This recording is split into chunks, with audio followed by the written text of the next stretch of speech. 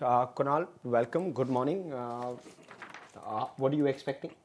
Yet another day of grind for the markets. Nothing changes for the indices as such because we have to look at the markets in the spectrum of what's happened to the large cap names. The point which you've been making over the last couple of days, and that I think will play a big overhang for the markets in any kind of a rally or intraday pickup because you've seen so many large cap stocks shedding, say broadly 8% to 10%, likes of Reliance, L&T, Trent, ITC, etc., HDFC Bank shedding more than 5-6%.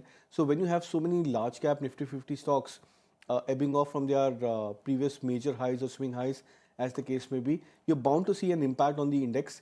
And these are the kind of stocks which goes into a phase of consolidation, and the other stocks have to play a lot more stronger catch up. We were discussing this point yesterday that at a point where Reliance and L&T were contributing almost 75 points on the downside, the Nifty closed 58 or 59 points to the negative. And that's because the offsetting move happened across many of the other large cap names like ICICI Bank, etc. So I think we are bound to go into that kind of a scenario where you might see intraday choppiness or volatility for the index. The range could be almost say 150 to 100 points for the indices, but the net close I would believe is where we should be hanging around 25,750 odd mark. So this is a new range which the markets are adjusting towards, 25,500 on the lower side, 26,000 on the higher side, and we are exactly at the midpoint of the range. So Kunal, very tricky then. What should one sectoral bias be? Because it seems only apparent with metals that the days the market or goes a little up or is at least resilient, metals manage to hold out. Yeah, that's the only sector where there is a, if I can use the word genuine buying, which is happening over there because momentum is very strong. The corrections are being bought into. You're seeing these stocks trying to make a comeback every now and then, and there is a strong cohesive move across all of the or majority of the metal stocks.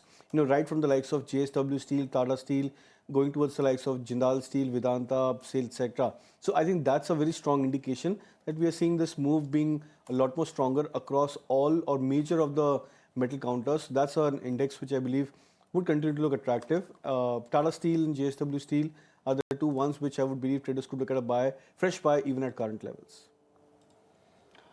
Okay, all right. Your picks for this morning, Kunal, how would you assess and how would you play it? See, I think there were some interesting breakouts which happened yesterday in terms of large cap stocks. ONGC is something which I've picked up as a buy.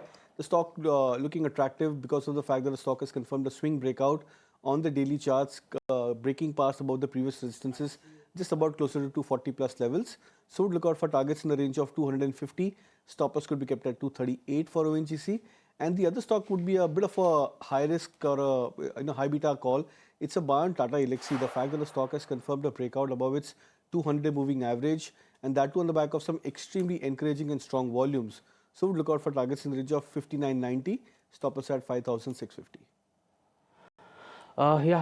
We have a couple of good earnings coming in today. You have Infosys for Q3 numbers which are expected. If you look at the numbers, we are expecting a top line of 1.6% quarter-on-quarter growth for Infosys. We have with an EBIT growth of 2.2%.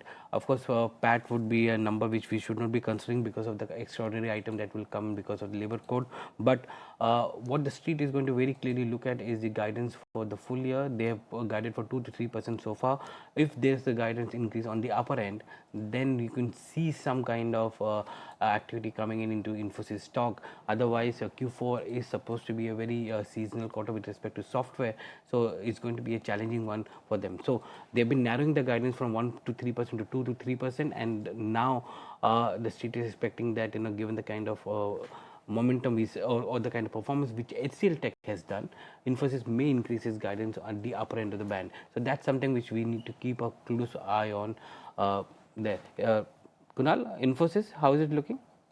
Yeah, it's, I would not say one of the best performers, but it's an average performer with respect to the other pack on the IT stocks. The stock has done quite well for itself when you look at this from I think the September-October lows for Infosys around 1400-ish kind of a zone towards moving towards the 1600 mark where the stock is trading off. So it's recovered quite well. But then I think when you compare this with the likes of Tech Mahindra, HCL Tech, maybe to a certain extent Wipro, etc., the stock seems to have underperformed. So we can say maybe at par performance for Infosys, the stock charts look to be more dependent on how the sectors could probably behave. it lacks that leadership instinct as such in terms of trying to take the entire sector moving up on the higher side. So that I believe could be a case of concern for Infosys, that with the lack of the volume patterns, the leadership quality, etc., you might probably expect that the stock may behave in a manner in which very, very similar to how the Nifty IT index and the rest of the IT stocks behave.